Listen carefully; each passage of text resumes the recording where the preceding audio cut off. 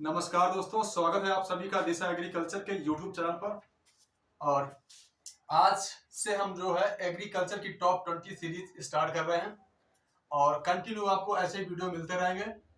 और यह वीडियो ज्यादातर यूपी कैटेड बीएसयू आईसीआर के साथ ही साथ में जो है बीएससी एजी जो सेमेस्टर के एग्जाम आपके बहुत जल्दी स्टार्ट होने वाले हैं। उम्मीद करता हूं कि फरवरी माह के पहले सप्ताह से आपके पेपर स्टार्ट हो जाएंगे, तो उनके लिए भी यह सीरीज बहुत ज्यादा इंपॉर्टेंट रहेगी।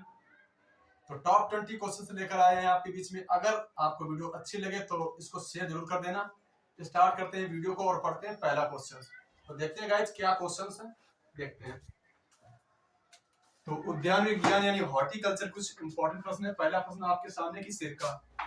आप सभी लोग जानते हैं कि सिरका का काम क्या होता है।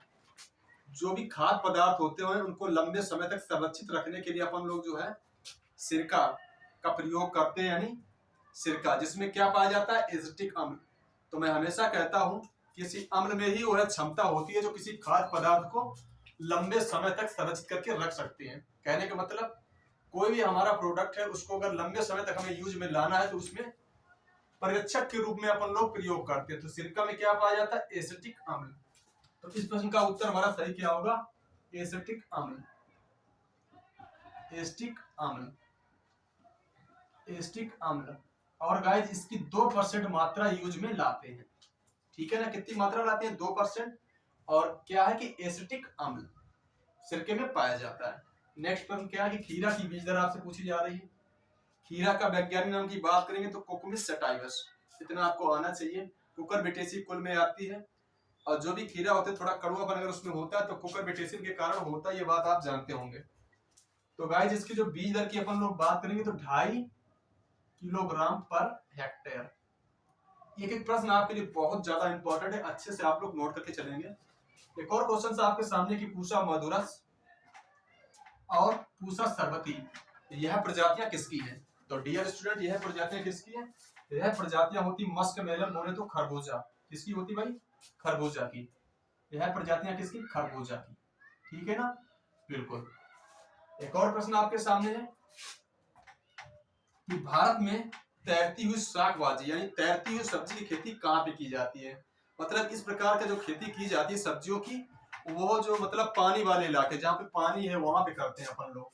जैसे सिंगाड़ा की खेती करना क्या है भाई, तैरती हुई शाक वाटिका है। तो इसमें ये करते हैं अपन लोग ज्यादा से ज्यादा कहाँ पे करते हैं, एक झील है जिसका नाम है डल झील। क्या नाम है, डल झील, जो कि भाई कहाँ पे, जम्मू कश्मीर में है। तो डल झील जम्मू कश्मीर में तैरती हुई शाक वाटिकाओं की खेती की जाती है। नेक्स्ट क्वेश्चन, शकरकंद की लताओं को लगाने का टाइम क्या है। तो मैं कह सकता हूं कि शकरकंद की अपन लोग बुवाई करते हैं, किसके द्वारा करते हैं, लताओं के द्वारा, जिसको बोलते हैं अपन लोग स्टेम कटिंग, ठीक है ना। अब ये जो स्टेम कटिंग होती है उसको लगाने का टाइम क्या, ये आपसे पूछा गया है। तो कोई भी फल वृक्ष हो या ज्यादा से ज्यादा सब्जी, उनकी कटिंग को लगाने का जो अच्छा टाइम माना जाता है वर्षा ऋतु का, यानी जुलाई या फिर जून जुलाई का माह वाला टाइम बहुत अच्छा रहता है। तो इसका सही उत्तर हो जाएगा जुलाई माह। क्या उत्तर सही हो जाएगा, जुलाई माह। जुलाई माह इस प्रश्न का बिल्कुल सही उत्तर है, ठीक है ना। एक और प्रश्न आपसे पूछा गया है कि अंगूर के फलों में शर्करा कितने प्रतिशत होती है। आपके सामने लिखा है कि 15 से 25%। डियर स्टूडेंट, 15 से 25% होती है शर्करा। अगर आपसे पूछा जाए कि फलों में कौन सी शर्करा प्रेजेंट होती है तो हम सब जानते हैं फ्रक्टोज, सभी जानते हैं फ्रक्टोज। और जो फ्रक्टोज शर्करा है फलों के साथ साथ में शहद में भी उपस्थित होती है। मधु यानी जो शहद होता है उसमें हनी में भी उपस्थित होती है। और लेकिन अंगूर एक हमारा अपवाद स्वरूप है, इसमें ग्लूकोज शर्करा पाई जाती है। तो प्रश्न बहुत ज्यादा पूछते हैं कि ग्लूकोज शर्करा किस फल में पाई जाती है, आंसर होता है अंगूर।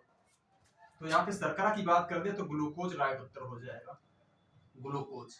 प्यारे बच्चों, ग्लूकोज भी क्या है, ग्लूकोज एक मोनोसैकेराइड है। जैसे ग्लूकोज हुआ, फ्रैक्टोज हुआ, ये मोनोसैकेराइड की कैटेगरी में आते हैं।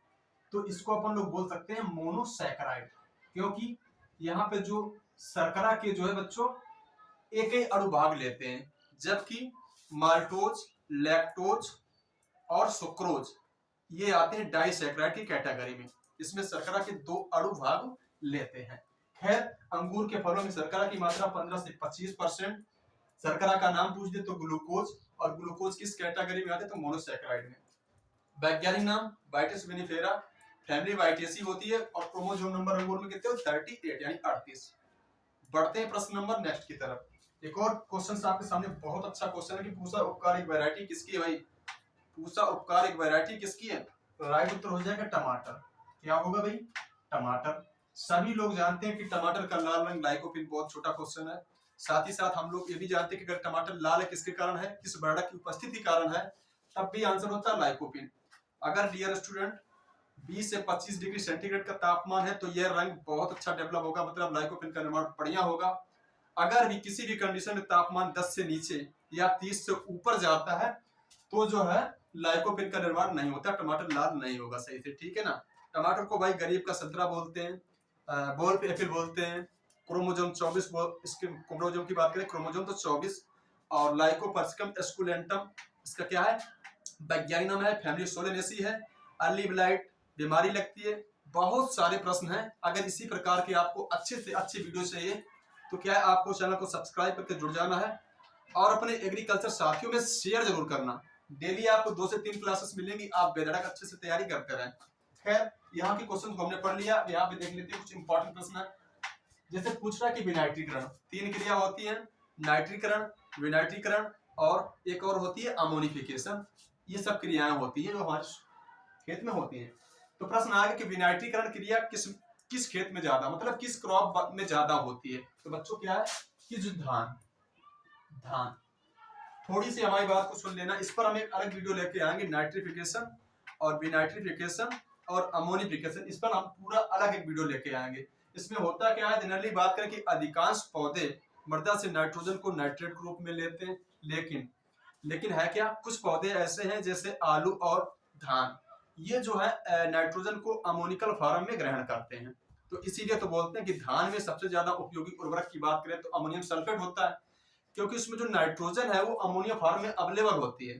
फिलहाल अमोनिया से नाइट्रेट बने, क्या सुने आप, अमोनिया से नाइट्राइट और नाइट्राइट से नाइट्रेट बनता है, तो इस क्रिया को बोलते हैं नाइट्रीकरण। लेकिन विनाइट्रीकरण जस्ट अपोजिट क्रिया होती है किसकी, नाइट्रीकरण की। अर्थात यहाँ पे क्या है कि नाइट्रेट से नाइट्राइट और नाइट्राइट से अमोनिया बनती है। उम्मीद करते हैं आप हमारी बात को समझे होंगे। एक और प्रश्न है कि चिलगोजा की जड़ों में क्या पाया जाता है? प्यारे बच्चों, जैसे लीची की जड़ों के साथ में सहजीवन स्थापित करने वाली फंजाई क्या है, माइकोराइजा, तो वो भी यहाँ पे काम करती है। उत्तर हो जाएगा माइकोराइजा। क्या हो जाएगा भाई, माइकोराइजा। अच्छे से एक एक प्रश्न को नोट कर लेंगे आप सभी लोग। पूछ रहा है कि आंवला में कौन सा विटामिन उपस्थित होता है, कौन सा विटामिन उपस्थित है आंवला में? तो बहुत सारे क्वेश्चन यहाँ भी बनते हैं कि अमेरिका ऑफिस एनालिस्ट वैज्ञानिक नाम है, फैमिली U4BAC 2N28 है, दक्षिण पूर्व एशिया इसका क्या है, ओरिजिन प्लेस है। एक प्रश्न और आता है कि आंवला में विटामिन सी किस वर्ण की उपस्थिति कारण नष्ट नहीं होता? तो आंसर होता है ल्यूकोएंथोसाइनिन। तो कौन सा विटामिन उपस्थित होता है भाई, विटामिन सी। विटामिन सी अगर इसकी कमी हो जाती है तो क्या स्कर्वी डिजीज होता है। विटामिन सी के रासायनिक नाम की बात की जाए तो एस्कॉर्बिक एसिड। क्या है, एस्कॉर्बिक एसिड, एस्कॉर्बिक एसिड इसका क्या होता है, रासायनिक नाम। बहुत सारे प्रश्न हैं। सबसे ज्यादा विटामिन सी पाई जाती है बरबडास चेरी में, लेकिन बच्चों आंवला का जो स्थान है विटामिन सी के संदर्भ में सेकंड। तो सबसे ज्यादा विटामिन सी बरबडास चेरी, आंवला, अमरूद और इसके बाद में नींबू वर्गी, ये है विटामिन सी का क्रम। एक और प्रश्न आपके सामने, व्हाइट बियाना एक वैरायटी है, व्हाइट बियाना हो चाहे पर्पल बियाना हो, ये वैरायटी किसकी होती है भाई, गांठ गोभी की। किसकी होती है, गांठ गोभी की। नेक्स्ट क्वेश्चन कि लीची में बूटी बांधने का टाइम क्या है? देखो मैंने अभी आपसे कहा है कि लीची में बूटी बांधने का टाइम क्या है। जैसे आपने कहा शकरकंद की लताओं को कब लगाते हैं, तो हम सब बोलते हैं भाई कब लगाते हैं, वर्षा ऋतु यानी जुलाई माह में। तो लीची में भी बूटी बांधने का टाइम यार क्या होगा, जुलाई।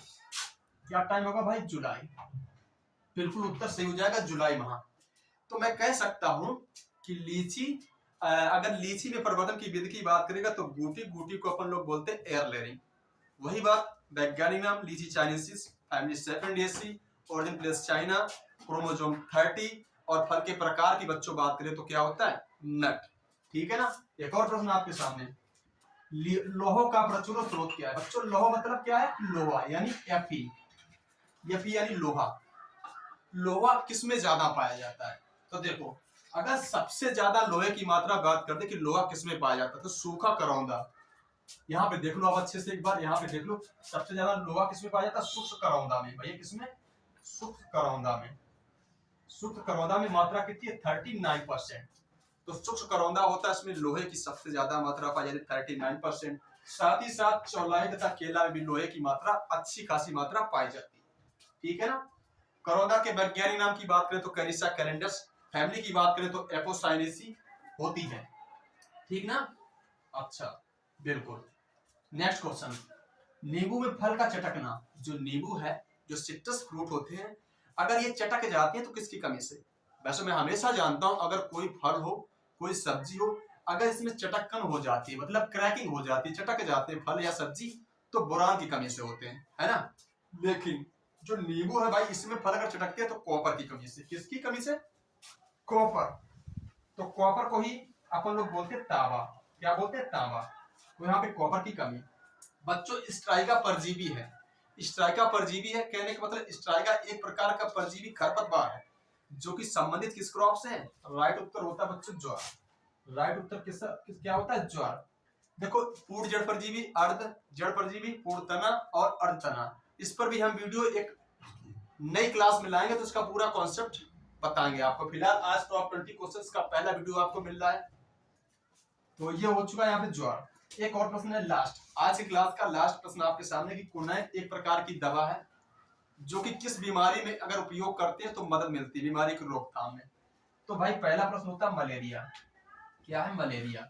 अगर कुनैन नामक दवा का हम यूज करते हैं तो मलेरिया बीमारी की रोकथाम में बहुत मदद मिलती है।